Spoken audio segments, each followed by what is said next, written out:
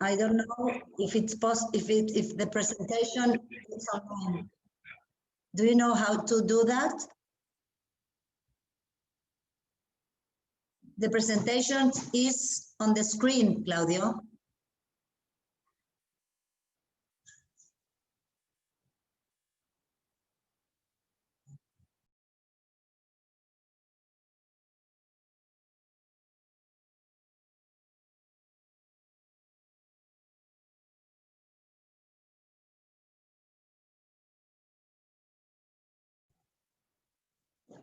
Do you see the PowerPoint?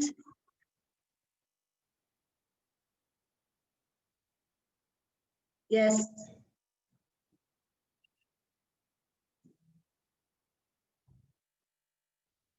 What I can't.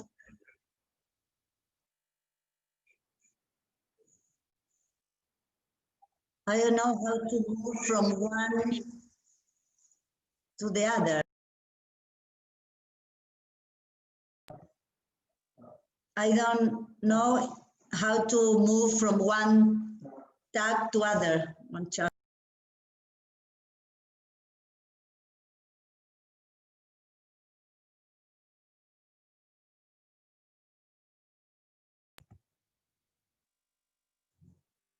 Bueno.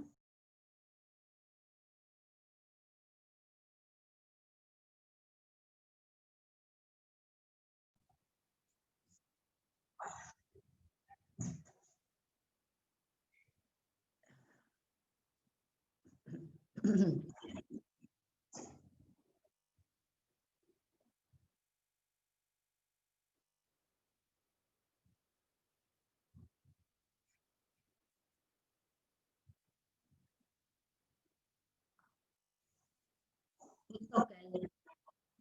Yeah, we will start. But before, I am grateful and I want to thank you for the possibility to be here and participate. I really like to see Mauro after a few years, and I'm very touched about what he presented. Also, I want to thank Alberto Segrera, the intense and deep of his presentation, and also to thank him to be included in this map of so many people. Everyone have the possibility to watch the PowerPoint. I want to start. I want to share. I want to start this talk by sharing with you a clarification, and it is that I brought it in writing for two reasons. One, to facilitate the work of the translators, and the other, because I am afraid I will not find the right words, something that sometimes is happening to me lately. And it is very important to convey what immersion in Spinozism has allowed me, not only as a therapist of the person-centered approach, but also in my own quality of life. In Argentina, there was a tango singer who today stands as a myth, and his name was Carlos Gardel. And there was a journalist, Edmundo Eichelbaum, who a little jokingly was called Gardel's girlfriend. in quotes, because he knew anecdotes and little things about the singer. We also have in our approach a faithful follower of Carl Rogers, who is Professor Howard Kirschenbaum, who knew and knows in detail data and anecdotes from the life of our teacher. Yes, yes, it's okay. It's okay.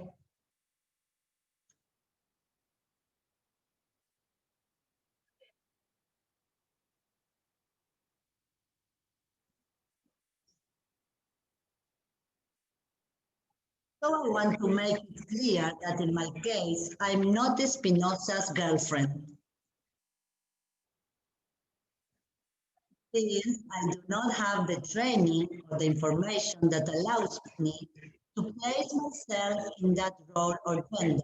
There are well-informed, erudite commentators on the life and work of the philosopher. I can mention a few.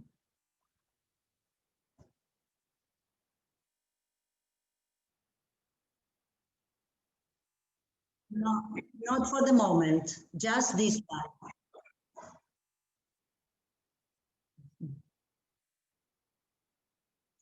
I was talking about a few persons that talked about Spinoza, Frederick Lenoir, Gilles Deleuze, Robert Mistraki, Attilano Dominguez, Pierre Macherey, and Marilena Chaui. Even in Argentina, we have a couple of very prestigious and highly enlightened commentators, internationally recognized. They are Diana Cohen Agrest and Diego Tatiana. However, I do want to affirm here my admiration for Spinoza. Admiration that I also experienced for our teacher Carl Rogers, based not only on the power of his theory, but also on the fidelity that both have had for the ethical values they uphold, his work and his practice. I love Spinoza for the same reason that I love Rogers, for his courage, for the loyalty they have thus shown to his principles and ideas, especially for the consistency demonstrated between his ethics and a certain way of living in according to those ethics. The latter thing, it is not easy to see philosophers who are capable of living current with their theoretical proposals. This does not mean that I am a faithful devotee, a true follower. There are notions and concepts in both Rogers and Spinoza which I question and with which I do not agree.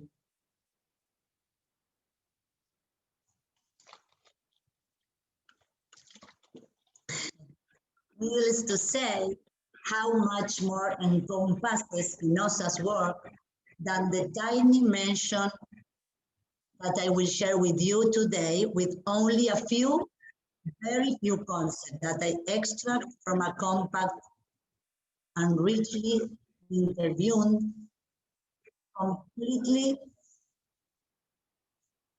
theoretical body of this brilliant philosopher, whose ideas, notions, and postulates are today valued not only by his current colleagues, but by many characters in our contemporary culture who value him as life person. To mention a few, Jorge Luis Borges, the last stanza of one of his poems dedicated to Spinoza. He continues to build God with the word, the most lavish love was bestowed upon him.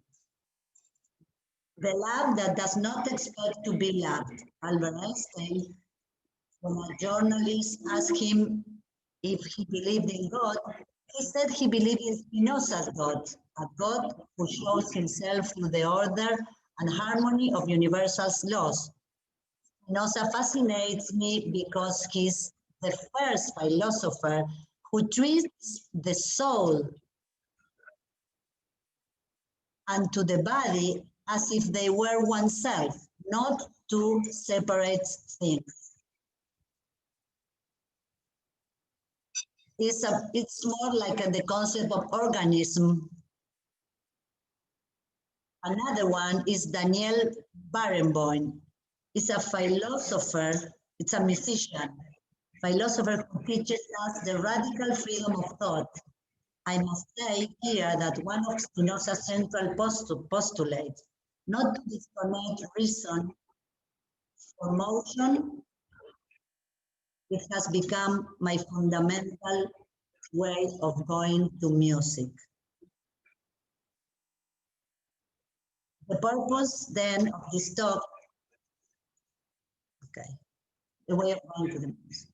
The purpose then of this talk is to establish what connections and what contributions I think I have found in Spinoza's work that nourish and deepen our practice as psychotherapists of the person-centered approach.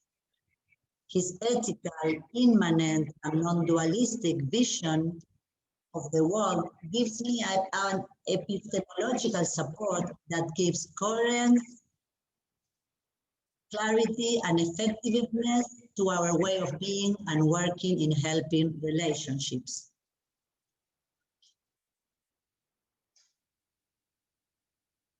Okay.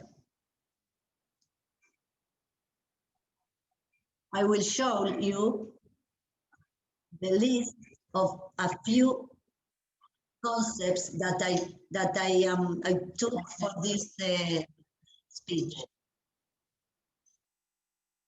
This could be seen as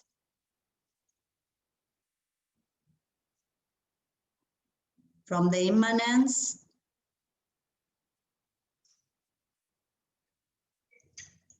in second place, from the concept of in between, and in third position, from the singularity. And in fourth place, the last concept we have worked lately is the concept of I take for this talk a word that almost does not appear verbatim in Spinoza's ethics. However, he refers to them throughout his work with a different denomination. That word is the notion, the concept of encounter, which I will refer to indistinctly as event, happening, or event. On Casa Abierta, today we conceive the understanding of the phenomenon of psychotherapy and even of human relationships in general inspired by this notion, this encounter.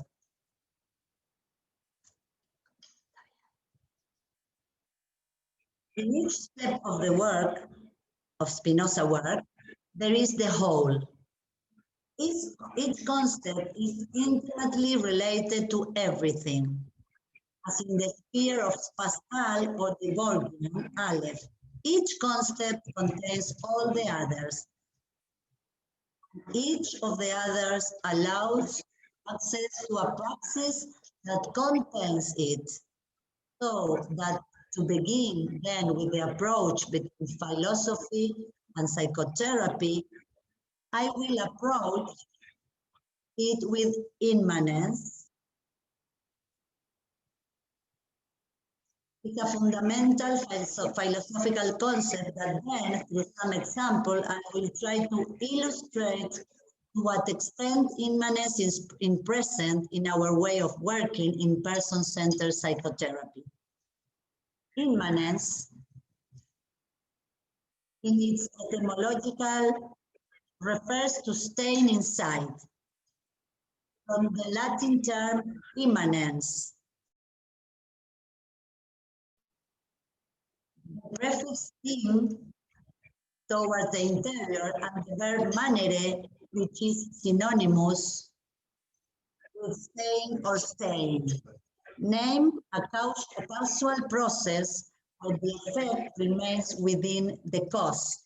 In this sense, it is opposed to transcendence, where the cause is outside the effect.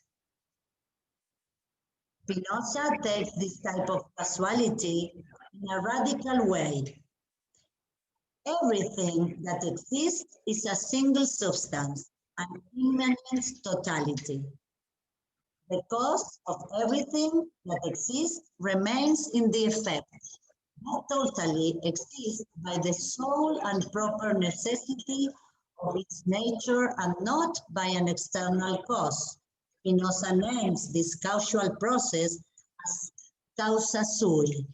We usually synthesize it with the phrase, here and now everything. Here and now everything.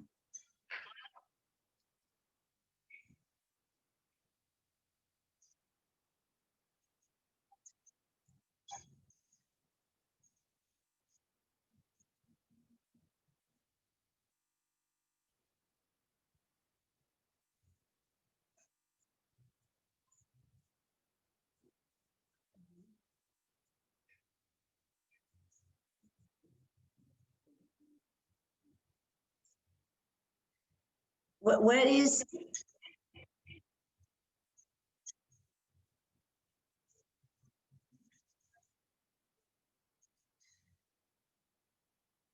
what do I have to do? What do I have to open?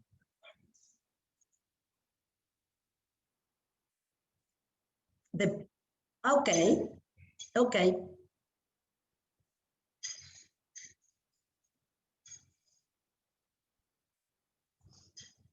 Mm-hmm.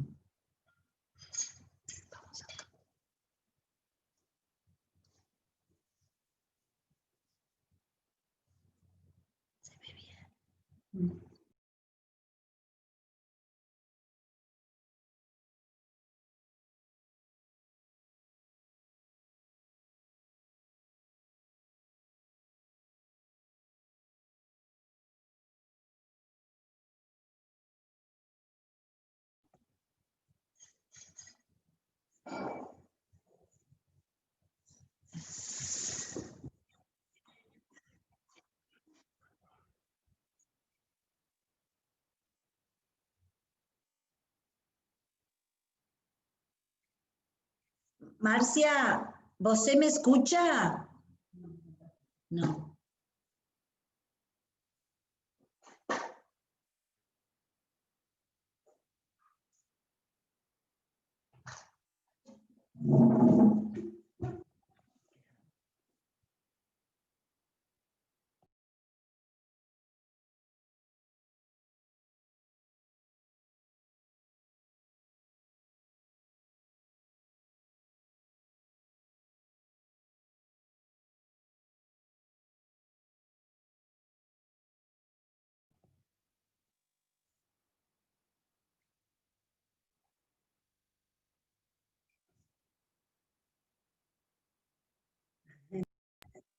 In the meantime, we should sing something.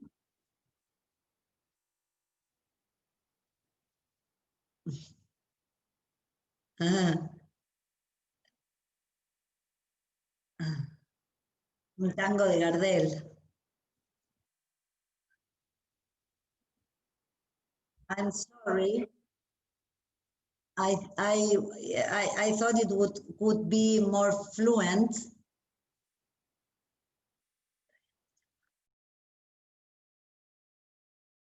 More fluently.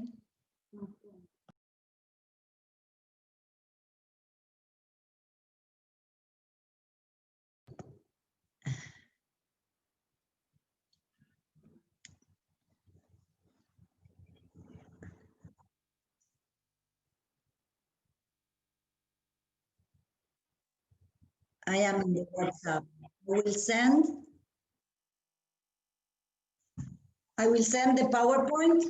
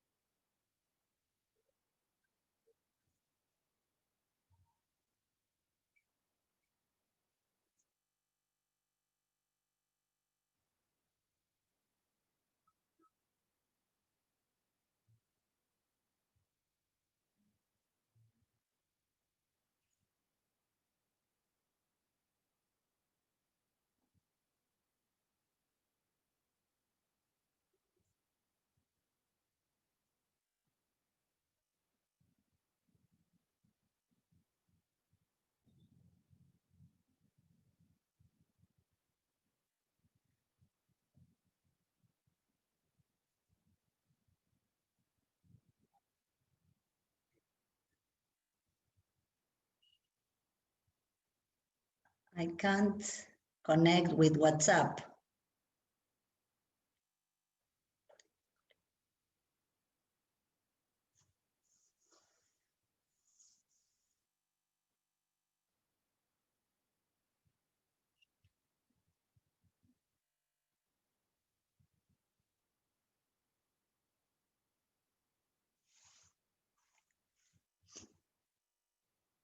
Mhm.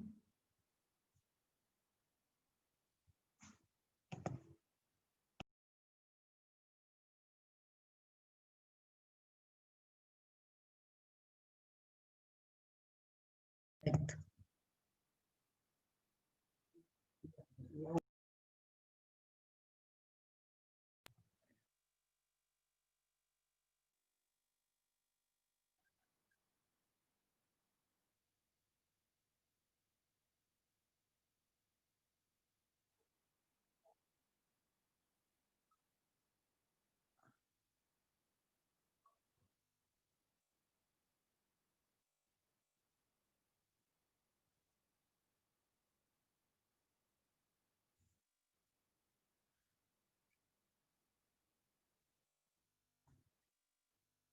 I can't send a message.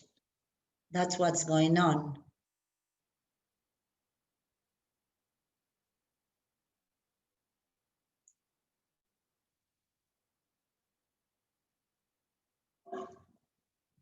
Okay, I got it. I got it. Okay, I'll send you the PowerPoint.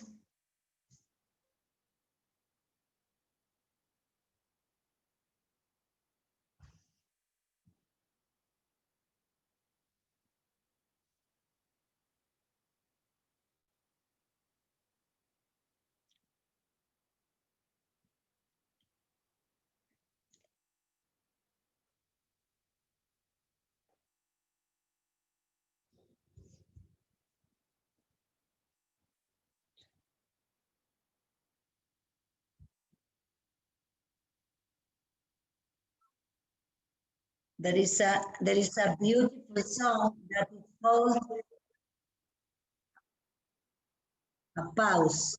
Pause. There is a beautiful song.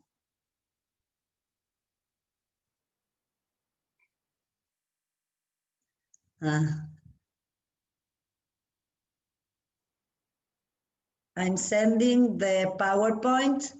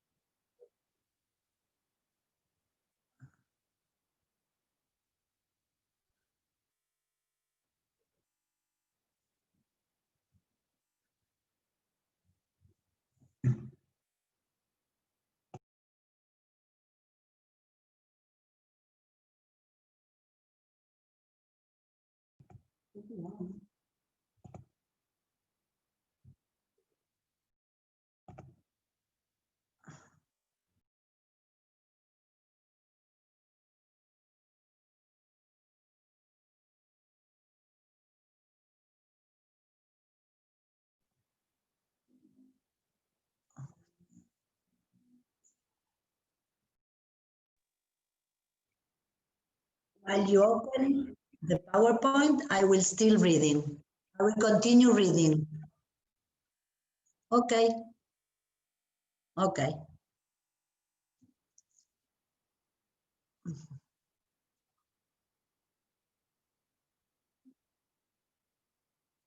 There is I presented a few months ago, a few time ago, a presentation that the name was, "What is the rain about?"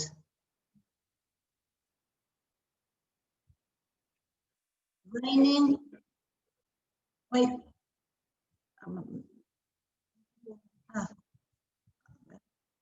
The answer of this question could be answered in two different ways.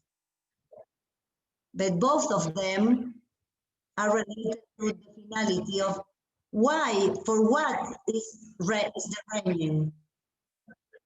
The other possible answer to which I refer consider that rain only exists to rain.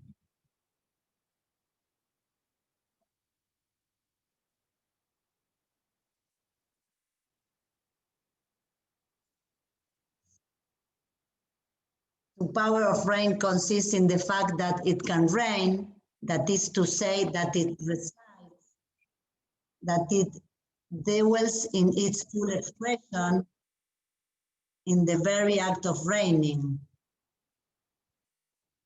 For a human-centered perspective, we think of rain with a utility criterion, whereas from the perspective of all nature, rain occurs, wait a minute, okay.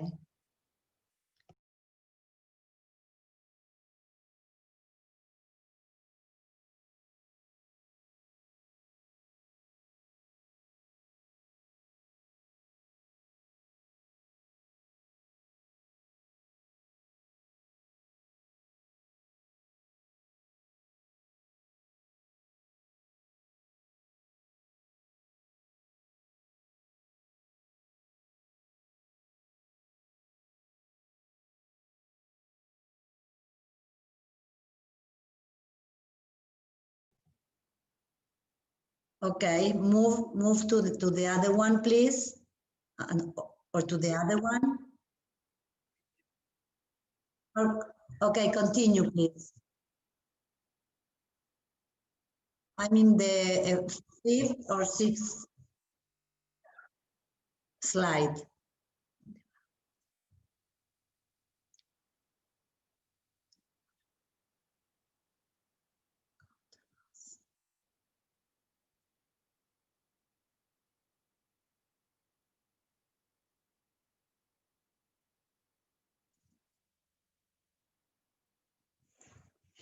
Se olvidó leer todo.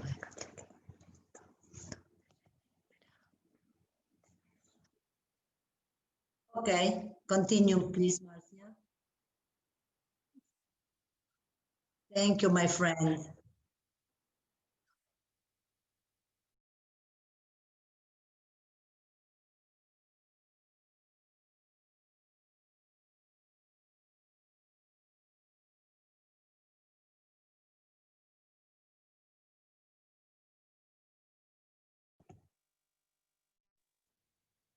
Okay, stop there, please.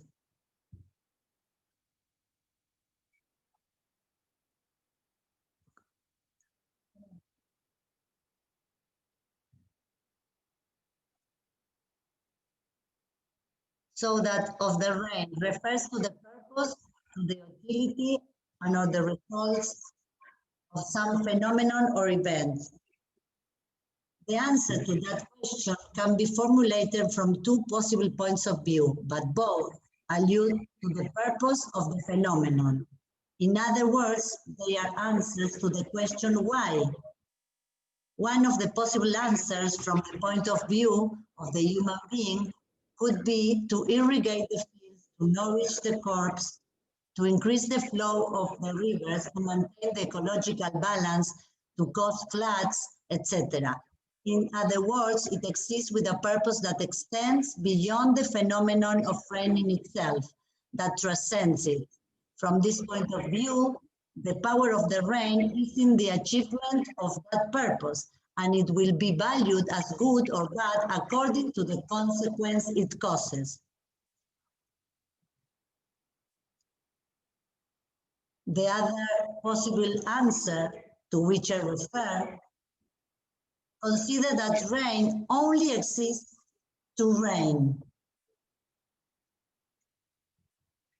Is to say that the phenomenon occurs as a pure affirmation of its occurrence, that it is immanent.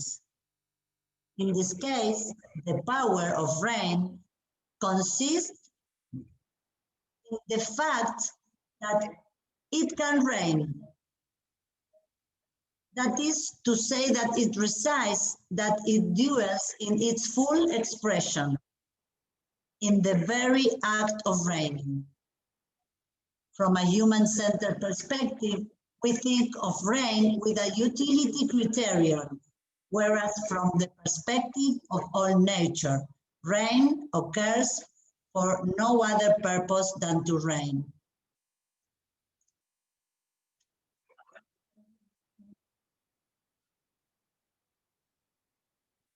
I like that, Marcia, please.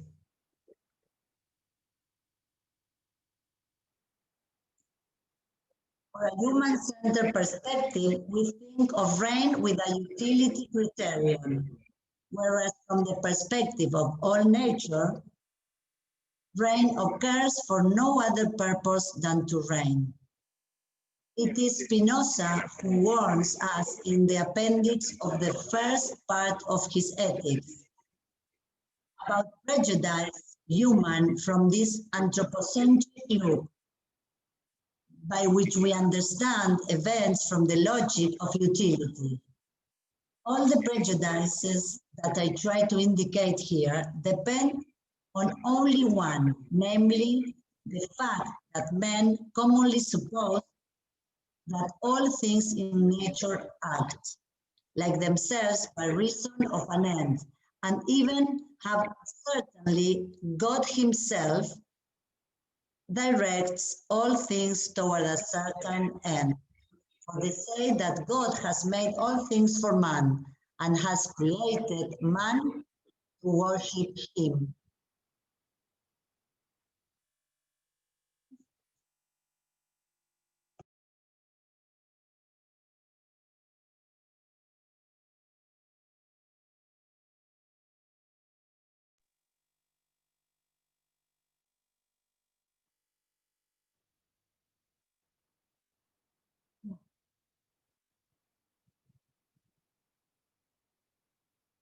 The finality is only...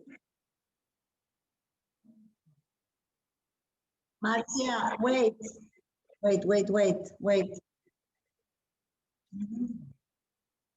Sorry, Andre.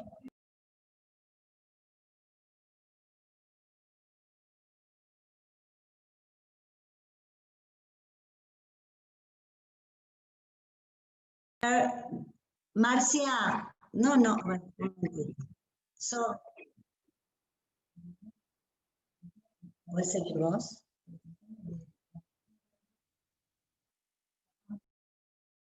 I want to share an experience that I had the experience with a client a few years ago. Yes, slowly.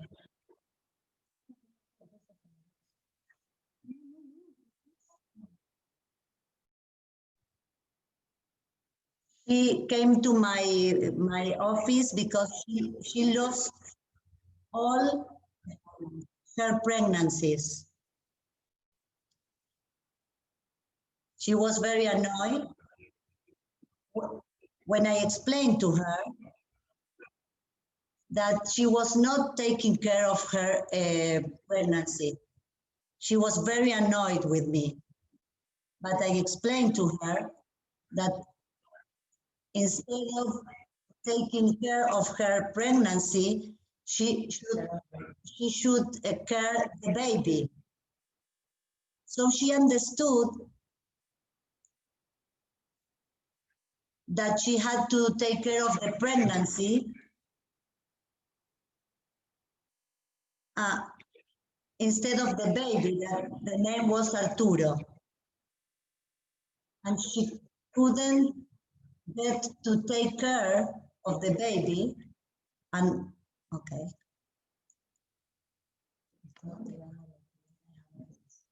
Because she was carrying what she was expected and not what it was. So what we need to understand is what we do as a therapist, as the finality of the desire. Of course, we cannot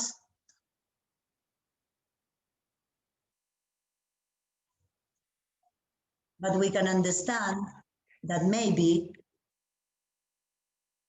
we can find another way to be with the others.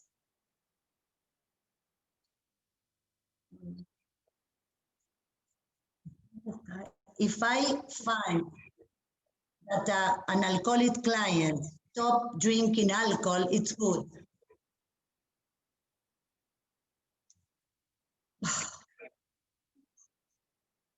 But this finality, it cannot get, I'm so sorry.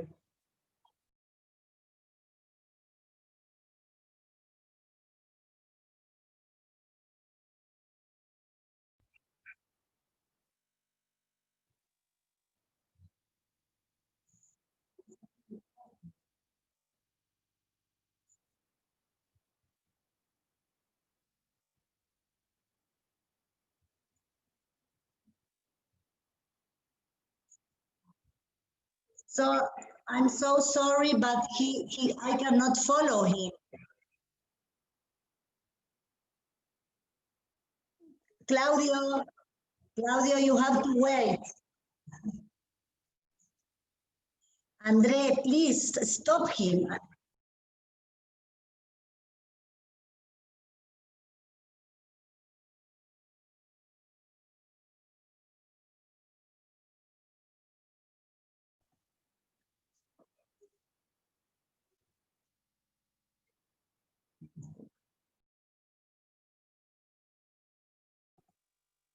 Claudio,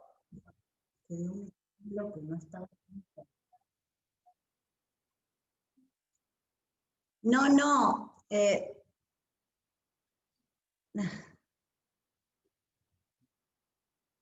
In these groups, self-help of alcoholics, one can visualize that the power is in the encounter between the participant, in the possibility of finding the presence of the participant, in the desire of their commitment of stopping drinking. No more than that.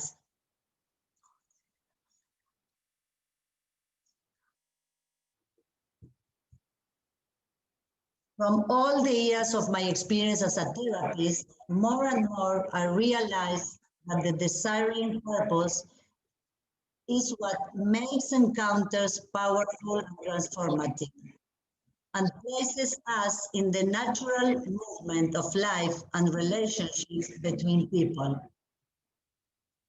Instead, we are playing as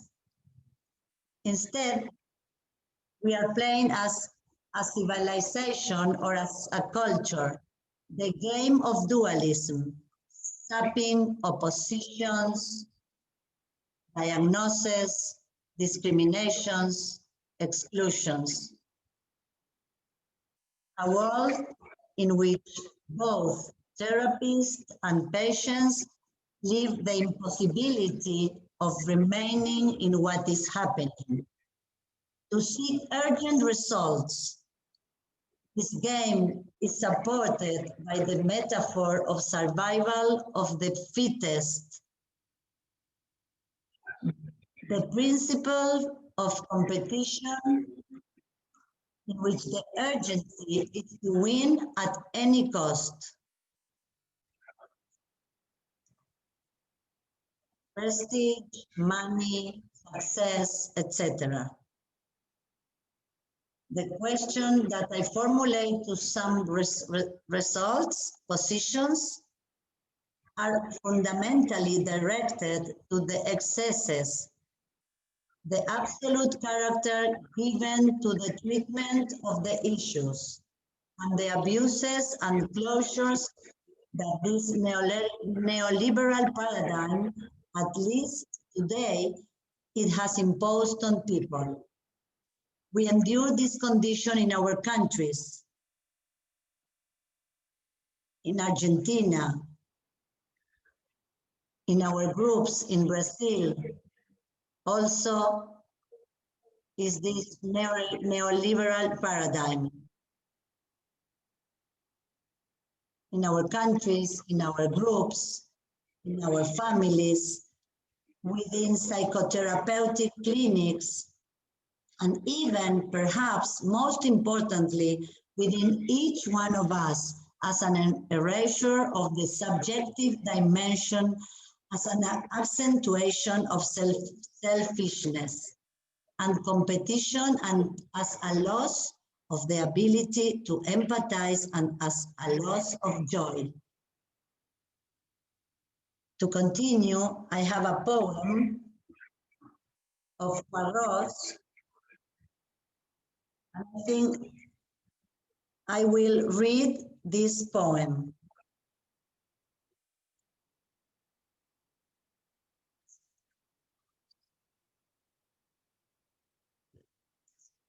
No.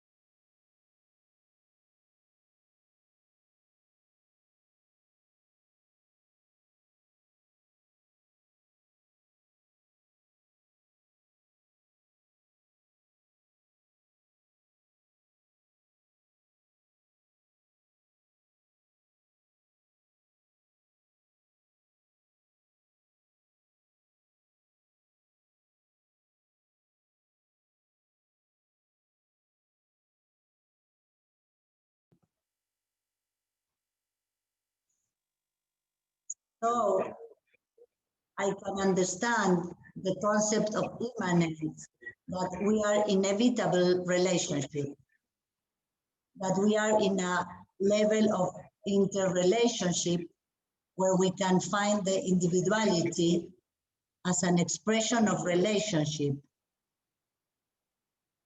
Mm-hmm.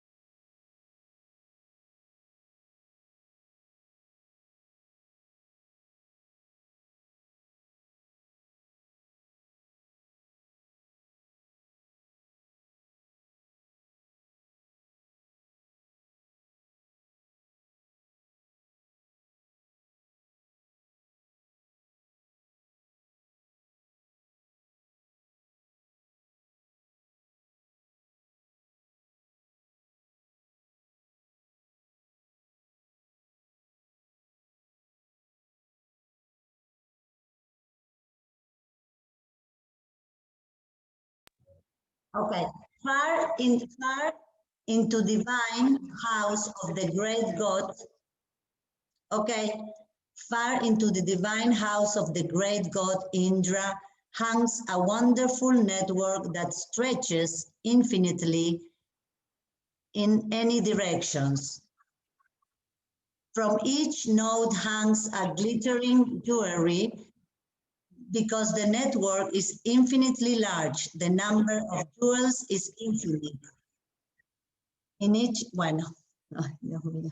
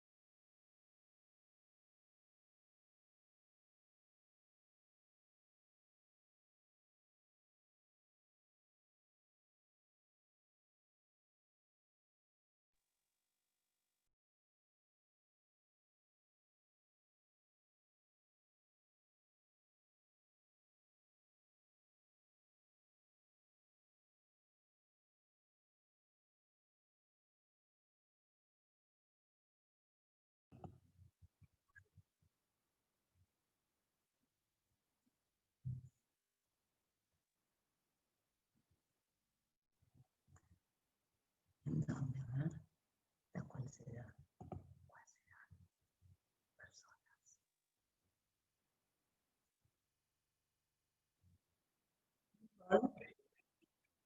We can be understand as a net of transformation.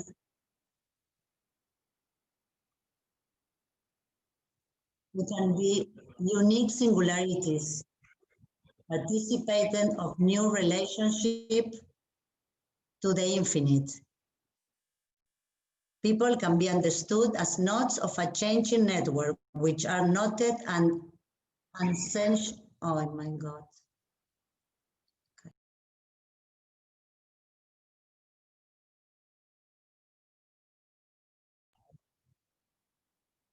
Each singular individual is a node of relationships, and each relationships, ¿cómo se dice?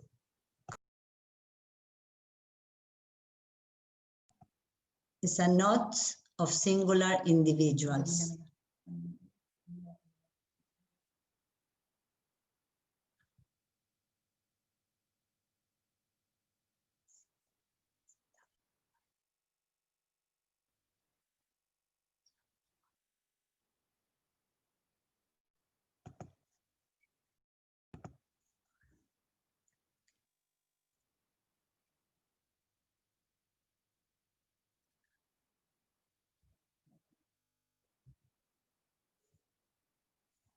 I want to talk about the second concept of Spinoza, and it has to be with the immanence. In immanence, we are inevitably interconnected. In this concept, I had presented in 2012 in Vienna.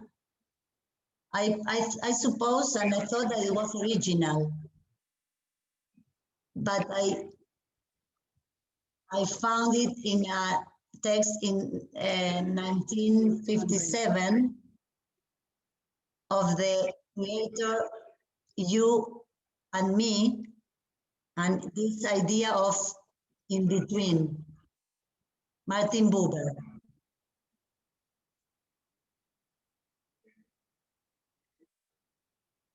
I thought I was original, but I was not. I found this concept of in between, and it's what occurs between two persons.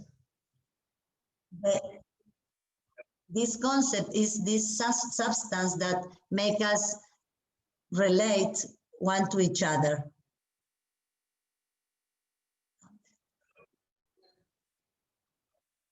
So I have a question. Are we islands?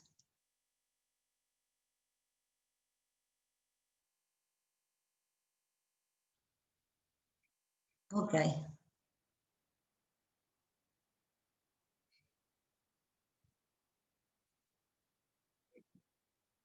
We're gonna stay here. I can use.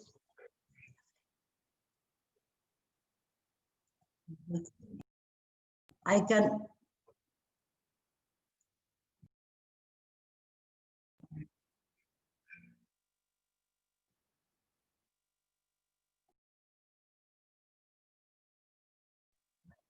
So we stay here, have a look at these islands represent a therapist of another orientation, a client, and the other island, we can call it a person-centered therapist.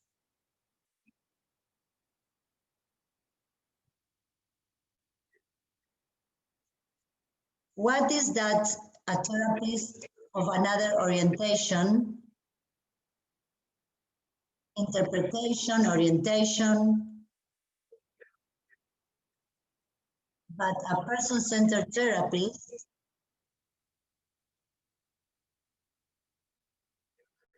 what does she do? Care, regard, empathy, congruence. As you see, these islands are grown by the sea of knowledge. What is that? Is what we learned from the beginning of our life to be aware and distinguish one person from the other. Knowledge is the first knowledge, is what Spinoza calls the first knowledge. Is the knowledge for the perception. We perceive, we discriminate one thing for another, a person for another. So we obviously see them separately. It's one island, it's separate from the other. What we propose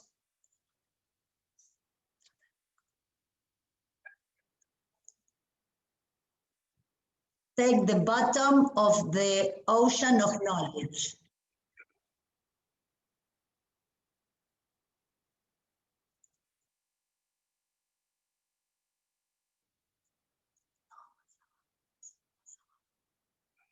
We continue now.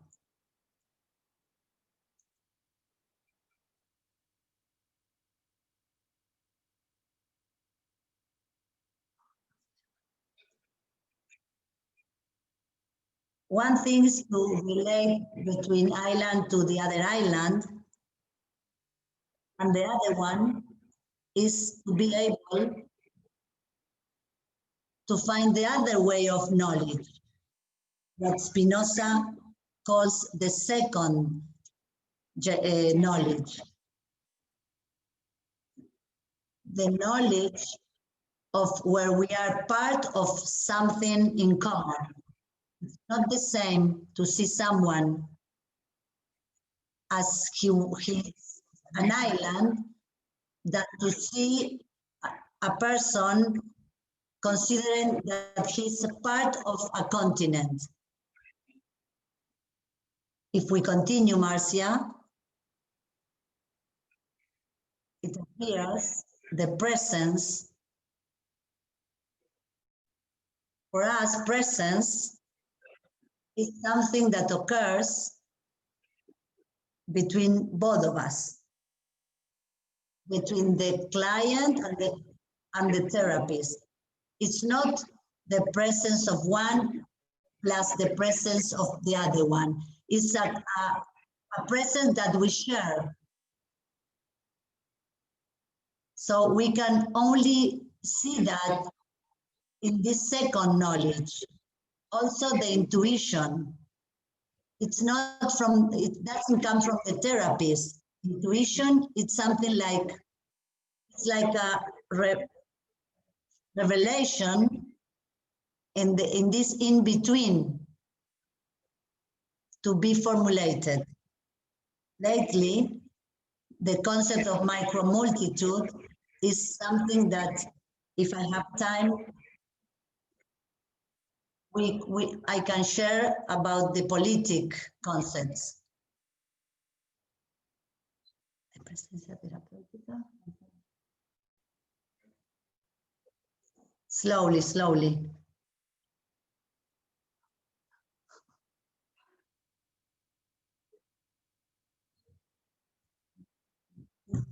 We are watching a circle, what we developed in Casa Abierta as a therapeutic presence. It's a concept.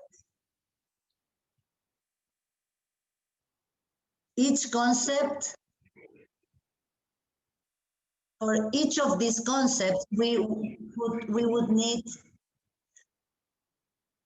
more time. Darse a conocer, get to know radical reciprocity, how to understand the mutual implication, resonance, the expression of the empathic encounter,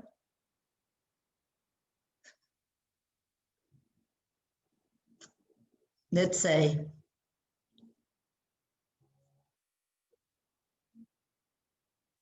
active contemplation like a way of being, intuition, like I said before, as a knowledge of this in-between, and the finality as a wish. It's a way of approach to the practice.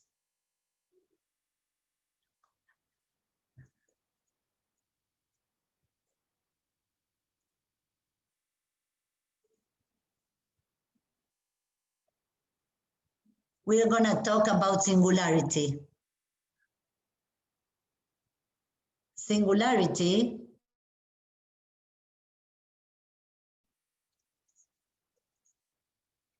and comparisons. Now I'm going to read the text. Thanks God.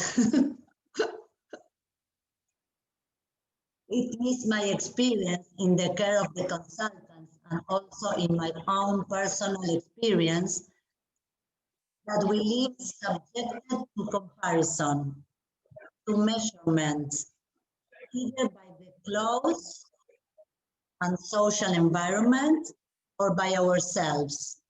Undoubtedly, it happens to us that we are pregnant with measurement, and that this not only governs our behaviors, but also does so with our experience and our perception in such a way that it is almost impossible to escape this model of thought and ethics that he comes of. We not only think by measuring and comparing, we also do it by looking, hearing, smelling, touching, perceiving.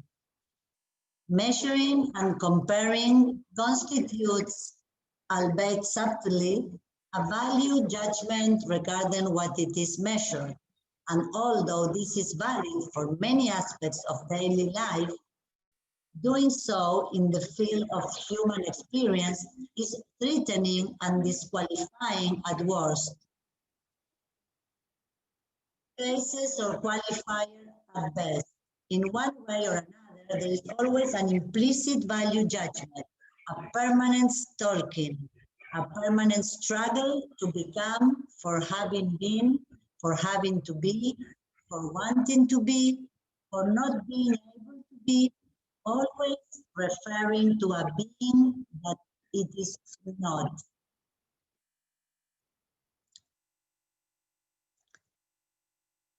In other words, there is always a distance, sometimes little and sometimes a lot. hasten to say that these parasites are not only brought to the consultation by whoever visits me, I also feel like a carrier of them. And I sometimes experience how difficult it is to let go of them. And this is how, in supervision,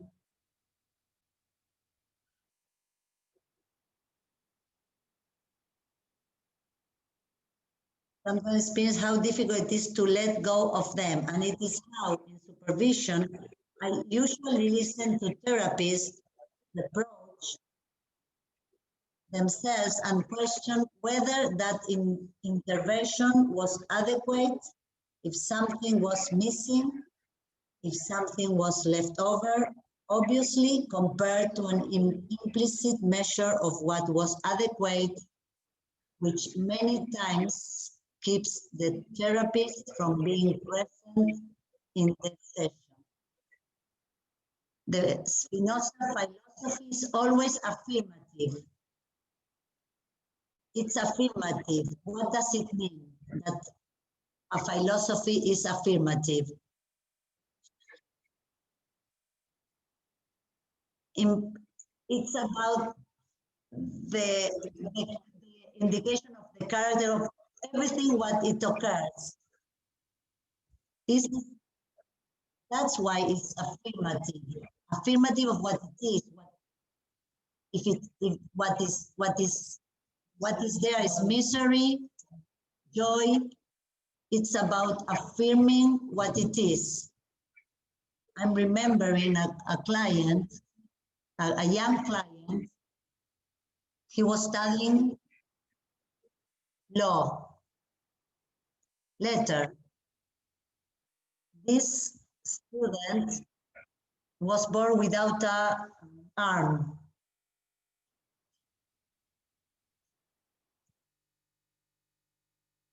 And in the session, he suffered because each time that I compare with another boy, I realize that I have one arm missing. But if I don't compare with another one and I compare with myself, I have everything. So the purpose is win singularity, gain singularity.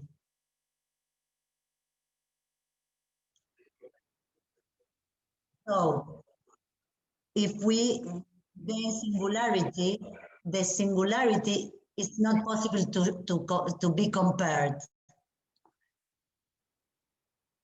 Singularity is incomparable. What it comes now is a reference to Rogers and his fight for the dragon of two heads. One head was the universal science, and the other one was the moral. And Roger was there, is here. The fighting against this dragon because he could value the singularity of who was in front of him. Each of them was for him, each one, and not other.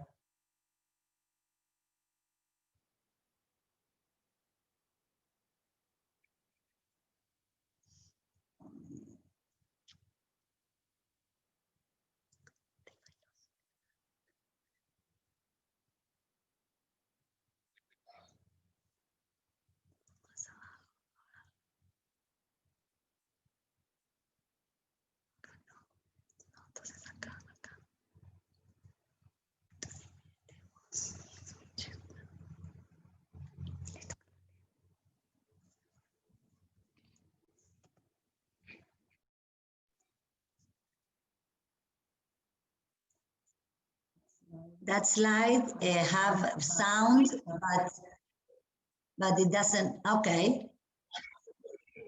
Here's the sound.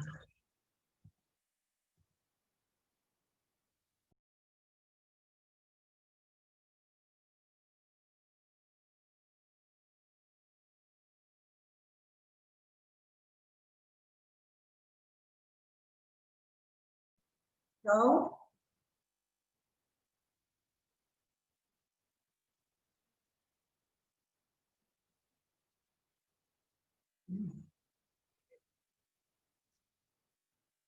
okay.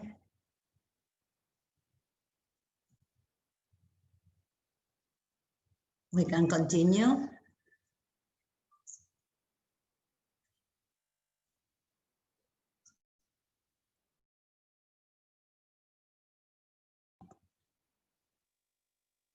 Continue.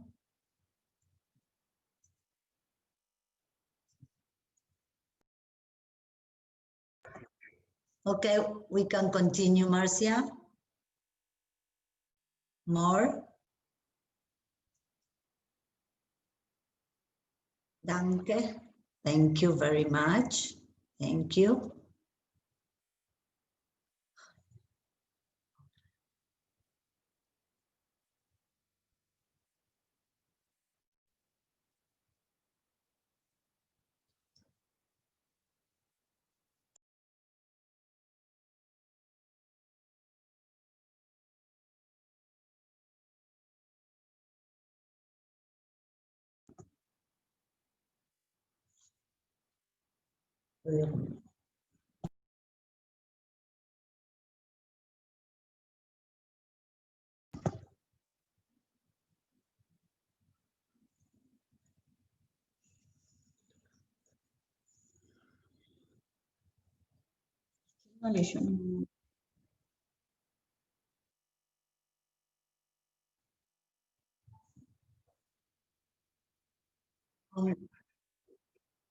I'm very sad that we have so many difficulties. I don't want to finish without sharing with you a poem. The last poem that I wrote, the text revisioning, that it's in English. I have the text in English, and I will read it in Spanish. To open ourselves inside the times, the memoirs, the memories, the customs, the outlines of the body, to join the eyes, the ears, the primitive voices, the chemical smell of the ancestors, live behind the flow of electrons and protons, to throw ourselves into the abyss of the encounter, the intangible sound of the sea that is hidden inside the pain, to the cavern of dreams, to fracture ourselves, to break without fear in pieces, fragments of shy color, and another arrogance, and another, another, another, another, until understanding the commitment, the shared errors, the assemblage that we are, we were, that we will be. That's all. Thank you very much.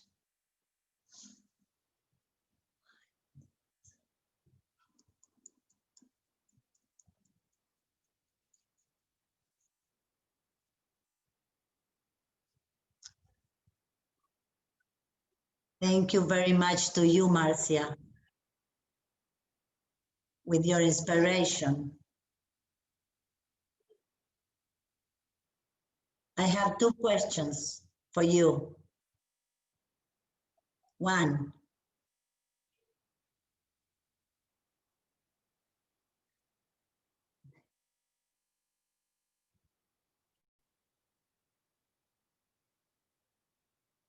What do you think about what medicalization?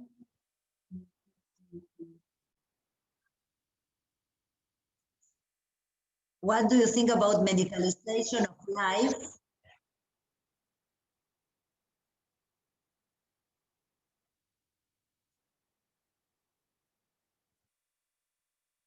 I think I understood. In fact, I'm a doctor, a psychiatric, so I have access and I have the possibility to make prescriptions.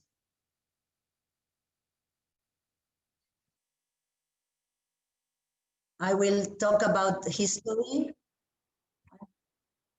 I believe that every human being, we have to walk through deserts. Like Jesus, like Moses, but each of us in life, we have to walk through desert. I think that the job of therapists is to be with the clients, to accompany the clients through this transit in the deserts. In some opportunity, I have seen to my clients go sink in the sand. And in this sense, when I see my clients and I offer him my hand, sometimes it's not enough. I have to find another resource to help him. And sometimes it's a medication that it helps him to bring him back to desert. So I can continue be with him walking through the desert. Sometimes I have clients that they walk circles in the desert and they still walking like that. And sometimes when they continue cycling, so they ask to me, what can I do to stop cycling, walking like a cycle? So sometimes a few medications can help people in some moments to stop walking in circles, in those circles of anxiety. My suggestion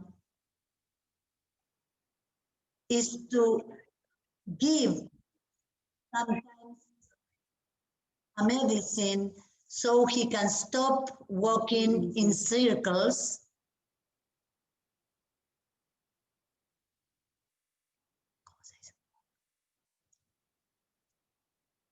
Another way I have heard, I have listened with a lot of concern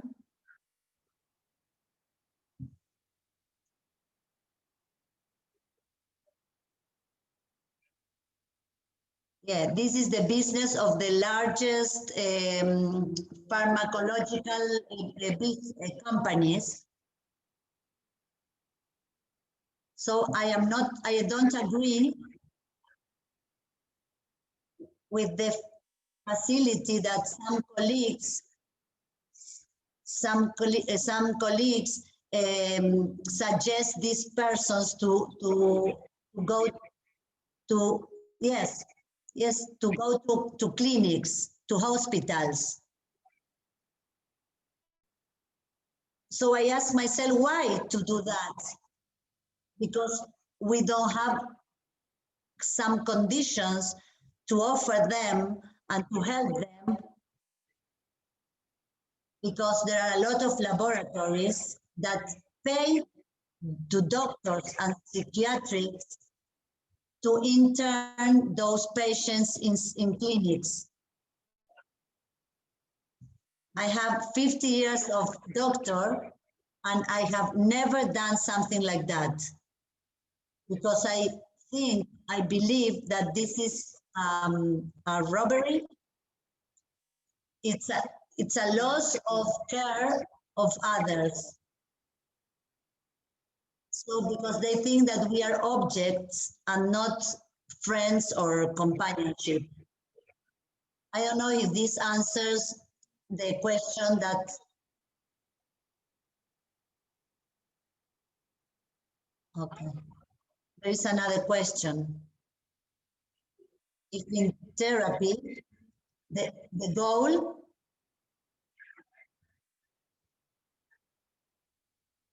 is the therapist and the client.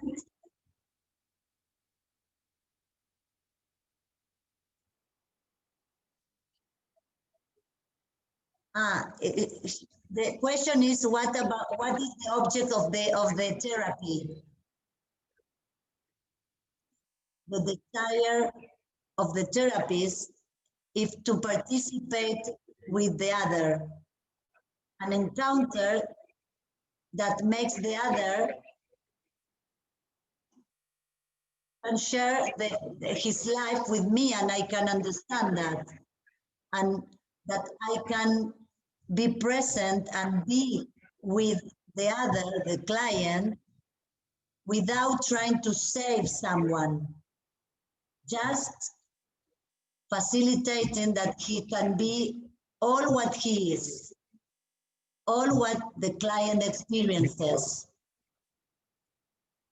So what we propose, it's a way of being, is to share yourself and help. This helps a lot if you can be yourself.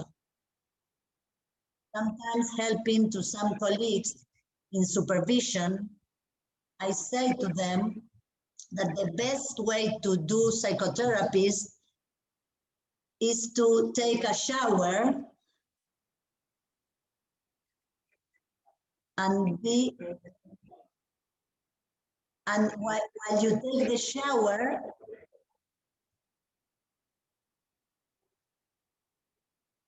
and when you take the shower, only be the water while you take the shower.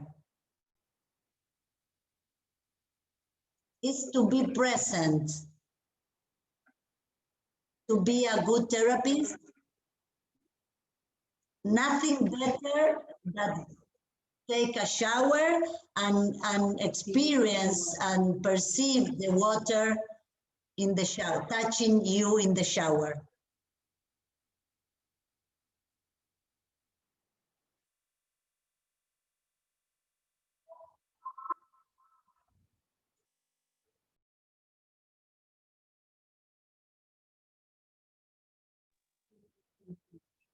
Very nice, Chile.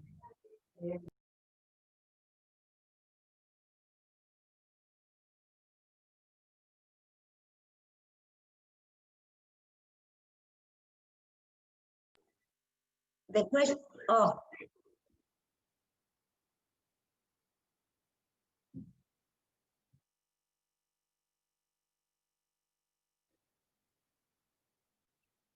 Spinoza talks about the complex person. Is the summary of the small subject. Each person is a sujeto.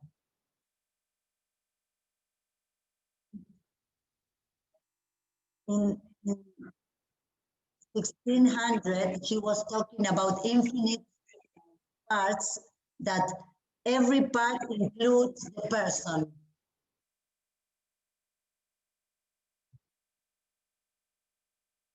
calm and velocity integrates the person. And in this way,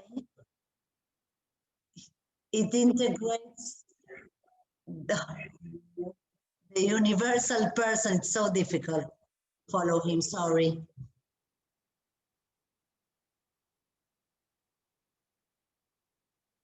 In the political aspects of the person, there is a very important concept. It's the concept of multitude. The concept of multitude of Spinoza, it's about a meeting of persons that even they conserve their autonomy and individuality and particularity, their singularity, they contribute to a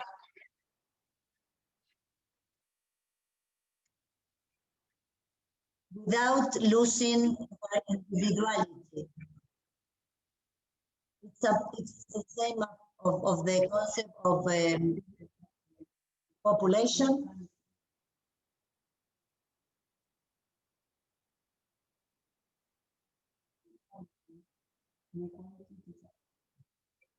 We don't have to forget that Hobbes, the man, because of that it's necessary to have a state that control human being, persons. And Spinoza is the opposite. Spinoza, for a person that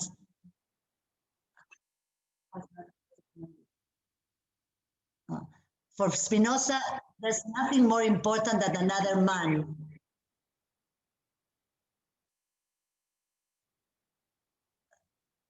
The constitution of the group of friends. It's a concept of Spinoza.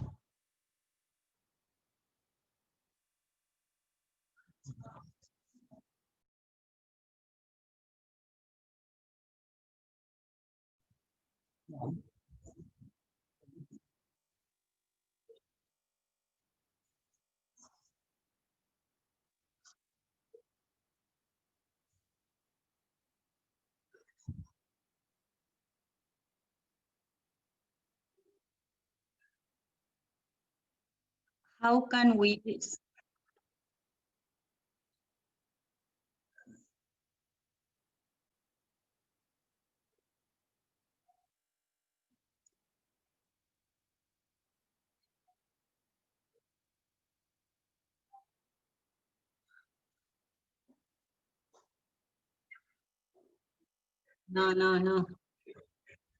no.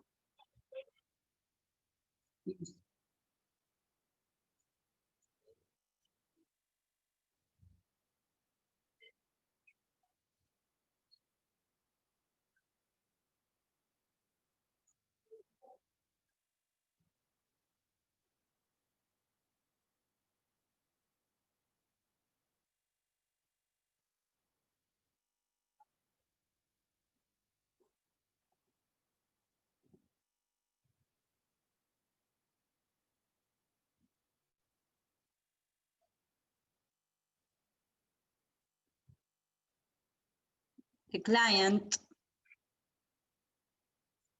that comes to a psychotherapy consultation, they have two demands. The first demand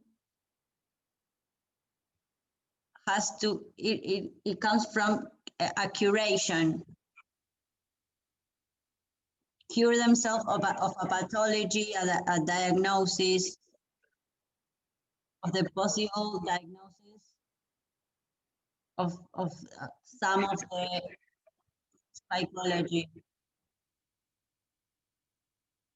There are a lot of diagnoses, and the people that consultate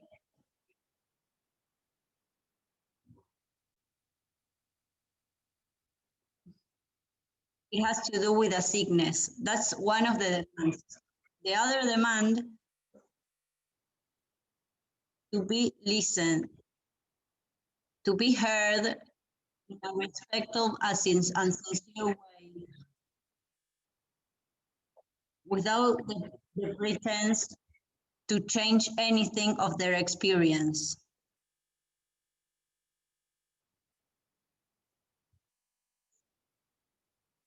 This has to mean that we have a disobedience.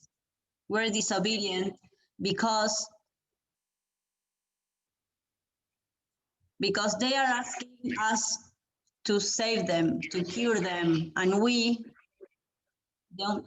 The only thing we do and we say is, I can't cure you, I can't save you.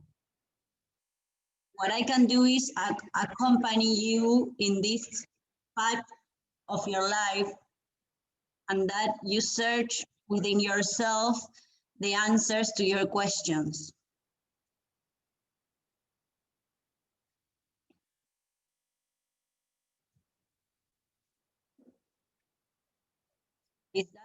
Is that the answer?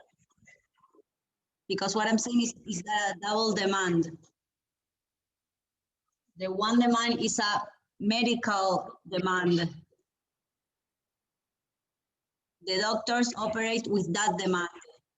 That I'm sick, so I need a solution, a remedy to. But I don't believe in mental illness. I think that people suffers, and our job consists in go with the suffering, accompany the suffer, because in the suffering, in that experience, the way out is in the suffering, is inside the experience.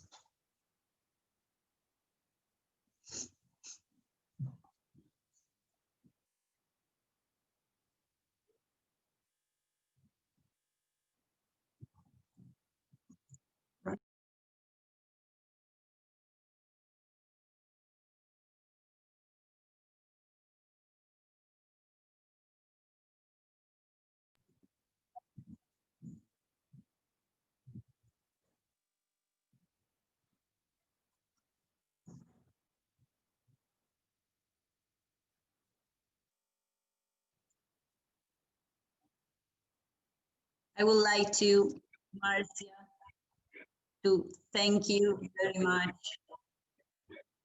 I get emotional by saying that because I get emotional by your collaboration. So thank you very, very much, my friend.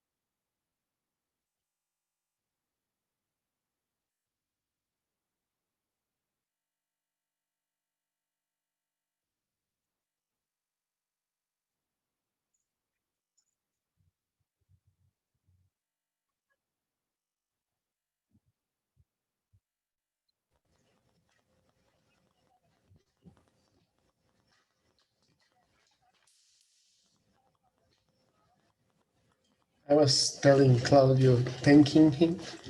I got pregnant with so many good reflections and ideas and beauty that was presented in the conference by Claudio.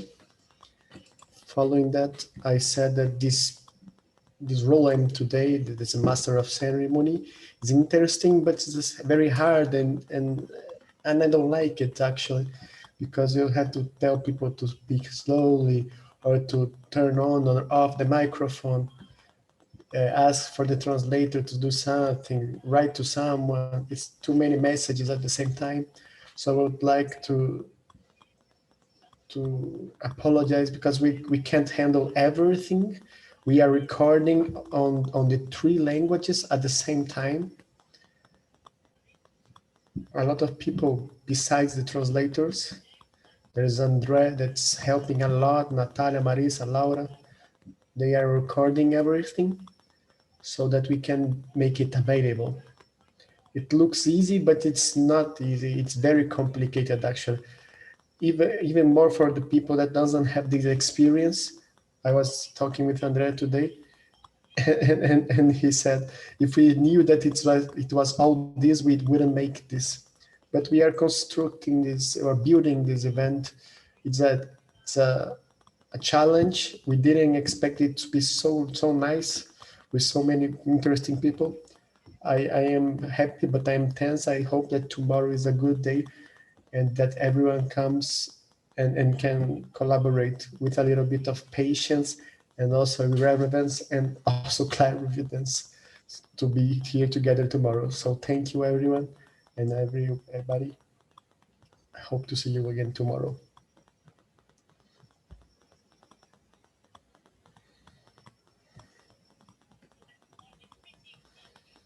Eu traduzi, Márcia.